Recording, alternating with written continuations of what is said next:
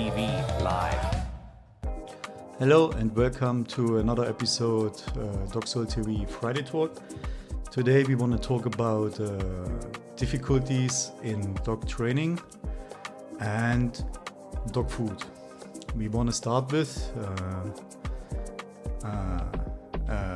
experience just from today.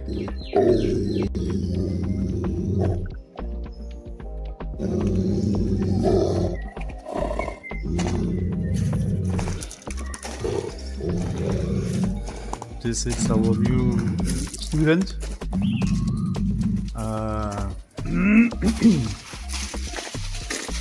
We got a cold in here to sort the problem between him and the dog in his household. We have the permission to show this here and to talk about this. And this is a 2.5-year-old male Labrador. Labrador, people's number one, number two family dog. I came there and just in, let's say 5 minutes, what the problems, and then they let him out. And they let him out, and he straight bumped into me. Before this, let's say they let him out, and from where he came out, he was around 10 meters. He take 8 meter speed, or 8 meter 50, and 1 meter 50 in front of me.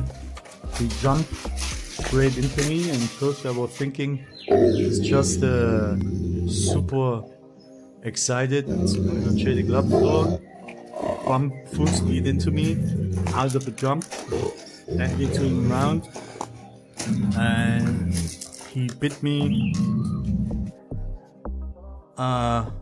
straight in my leg.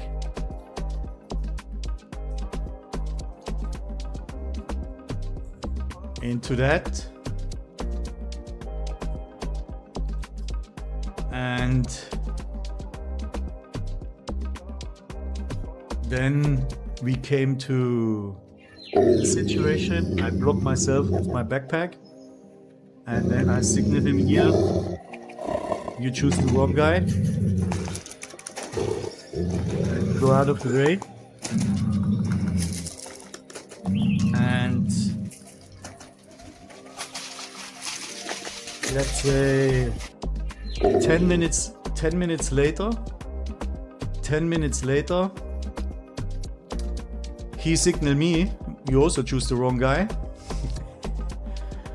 And he did the same thing. He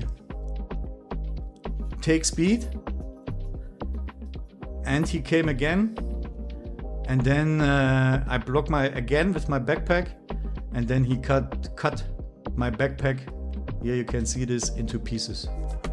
I just used my backpack to protect myself, and he destroyed everything he could get.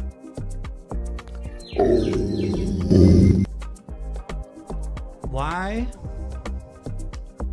we have so many difficulties in dog training? This is because a lot of people, not this one, I talk overall, global, what we hear, what we see, what we experience, what we hear from another, and what we see from another.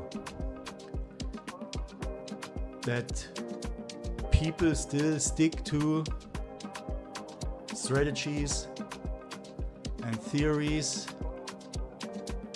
and solutions from 30, 40, 50 years ago that's still popular in mainstream, is still promoted by authorities like dog clubs, dog trainer, vets, and so on. But a lot of them are outdated, and this clash with our today's society, like this one here, still popular Labrador family dog, do nothing. And basically, yes, they are gentle, they are loving, very friendly, but they're still dogs. And they could be this as well.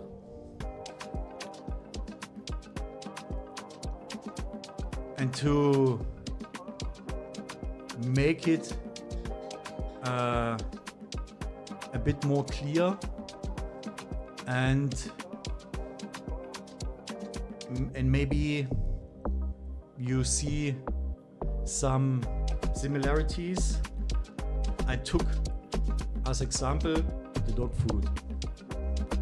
Recently we talk about how to do an exclusion or elimination diet, and I was talking about the difficulties you have, for example, with chicken, that even in a promoted lamb and rice dog food is the main ingredients chicken. And the dog food is, from my point of view, the best example what we facing in the whole dog scene. This dog food here got promoted as healthy, all-inclusive, everything your dog need. This company is a German company here, and I was starting looking into this company. I use this dog food as treats. We feeding fresh, but I also assume this is a good dog food, and I'm using as treats because the size of the kibbles are perfect treat size. And I also was recommending this brand 3-4 years ago. And 3-4 years ago, they also did something I don't like. They take not from this food, from another type of food. They reduce the food bag size from 15 to 11 kilo and now to 9 for same price. And a few weeks ago I just had the chance to look into this food again because one of our clients had it, and I saw they reducing the protein from 23% to 15%. I also don't like, but I was thinking, oh, I don't mind, I use this dog food. Not anymore. And as I was preparing my talks and want to show this example with the chicken, I saw that in this dog food I use as a treat is lamb and rice, is the number one ingredient, chicken. And they're not telling me how much of the number one ingredient is inside this food. The structure, everything is written here on the ingredient list, is from most ingredient to less. So number one is the most ingredients, and the last one the lowest one. And again, this food is lemon rice, and number one ingredient is chicken.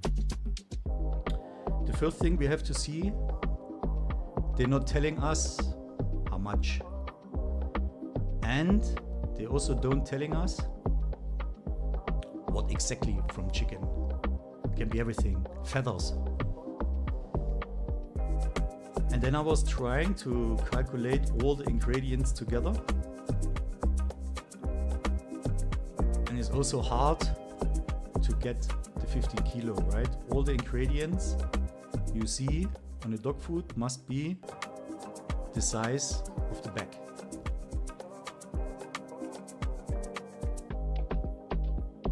And if you give us the amount of some ingredients and some don't, they're not doing this on all of their foods. Some have the full list. So this means they do it right and they do it wrong. And if you do it right and wrong, then it's clear you're doing it on purpose to hide something. Right? If you want to do it something wrong, you have to do it always wrong. If you do it right and wrong, then it's clear you do it on purpose.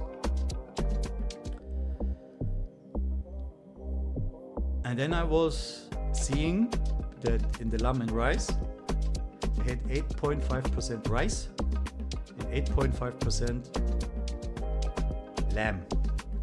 8.5% on a 15 kilo bag, then 1.2 kilo rice and 1.2 kilo lamb.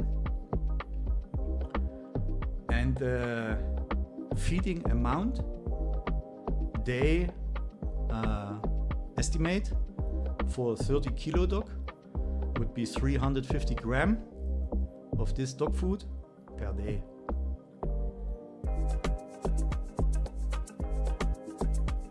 And to bring this in context of the 8.5% rice and 8.5% lamb, 1.2 kilo each,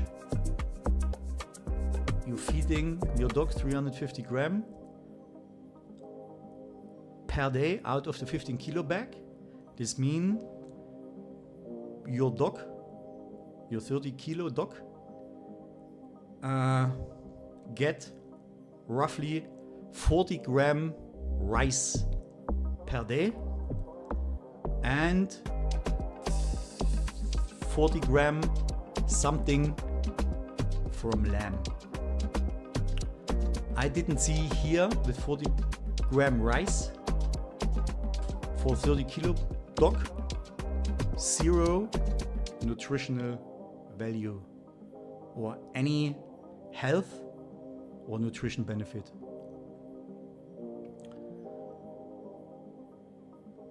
$1.2 kilo lamb also don't lift a 15 kilo bag to 22% protein. And sure, you can say, yeah, but maybe from the chicken. Okay, I get this point. Then you have to explain to me if it's in this food that much chicken that it lifted to 22% protein amount on a 15 kilo bag, why is this dog food named lemon rice? Lemon rice also really good. It's also only 1.2 kilo in a 15 kilo bag. 1.2 kilo rice in a 15 kilo bag. My research brought to daylight that they don't need to specify how they measure the 1.2 kilo. Can be wet and can be dry. So this means a dry amount of 1.2 kilo rice or the wet amount of 1.2 kilo rice. And as well, the chicken and the lamb is also possible, and this is allowed if they measure the wet chicken or the wet lamb 1.2 kilo, they're also allowed to say 1.2 kilo. Even you have a dry food and the chicken dry, and a dry 1.2 kilo dry chicken is 1.2 kilo wet chicken after it dry, roughly 400 gram meat, whatever, lamb or chicken left. This is officially allowed, they can do this. They can decide how they want to measure it. Then was my question, okay, how they come to 22% protein?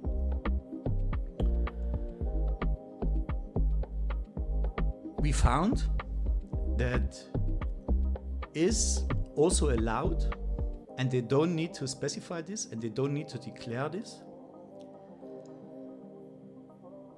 what they use from chicken, what they use from lamb. They can use feathers, horn, hoof, hairs, all the stuff they can use. And what it does is feathers, horn, hoof are collagen protein. That means they can throw chicken feathers, hoof, horn inside until the food have 22% protein. Protein is not like protein. We have high value protein out of muscle meat, and we have very low quality protein in form of collagen protein made out of feathers, hairs, hoof and horn. Basically you can do the same. If you want a protein soup, you can eat your fingernails or your hairs.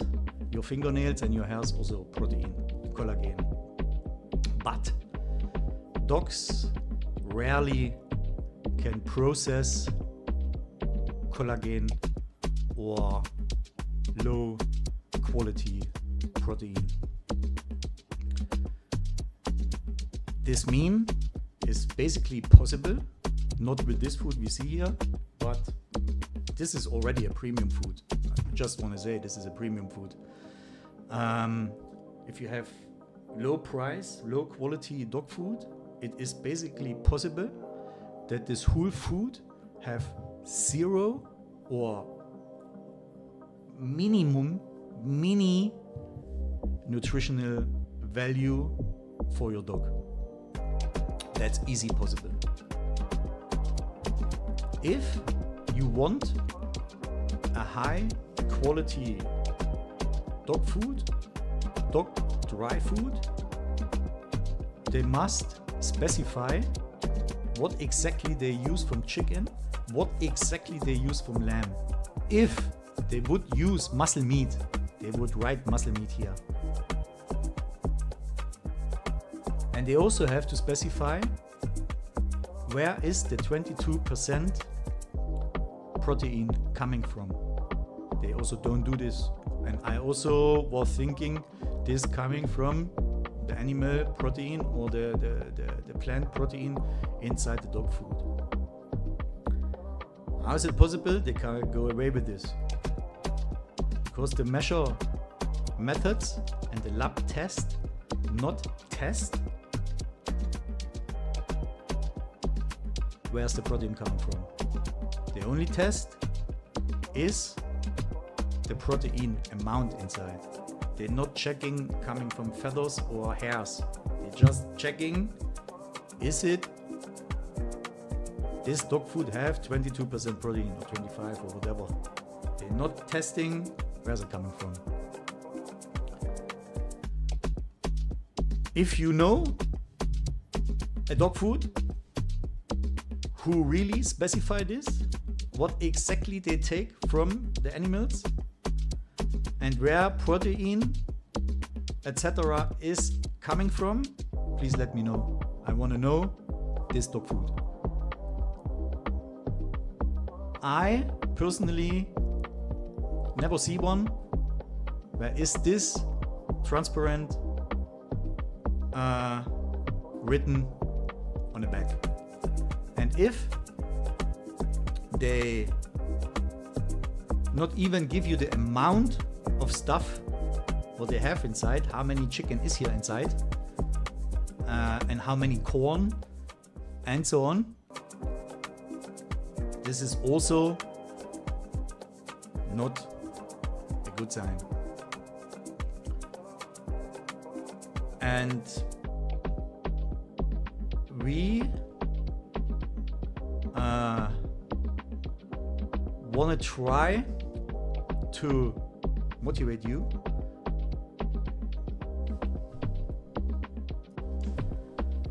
and that's why we created in our app our AI dog nutritionist.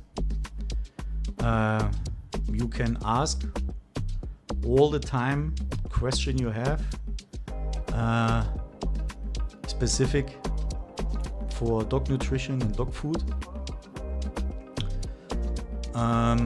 Ideally, you switch to any kind of fresh diet for your dog. This would be the best fit for your dog. We also switch to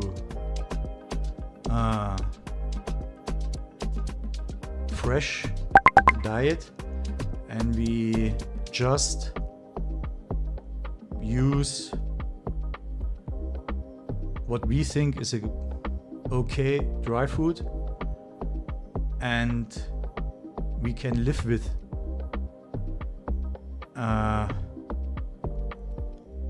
But if you want to do something good for your dog, it's recommended to change to a fresh diet or research and look. You found a dry food where every ingredient is explained where it's coming from and how much of this ingredient is inside the food, and protein and carbohydrates and fat is specified where is it coming from. As I say, if you know a dog food, just let me know. I'm also interested into this. But I have to say, I'm too tired to search about this. I recently searched with AI and I basically didn't find any. But who know everything? So if you know one, where is this everything specified and declared, just let me know. And I also hear that a lot of our users are looking for training calendar in our app and training progress. I would say you see the training progress in your dog, but for our community, we are going to do this for you. But progress, including in calendar and stuff, that's a lot of logic inside the app. And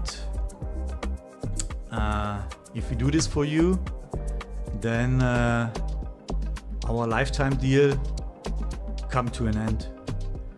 And then we want your money every month. Zoeta Dogsoul. Dog training in your pocket. Join us for a groundbreaking dog training experience.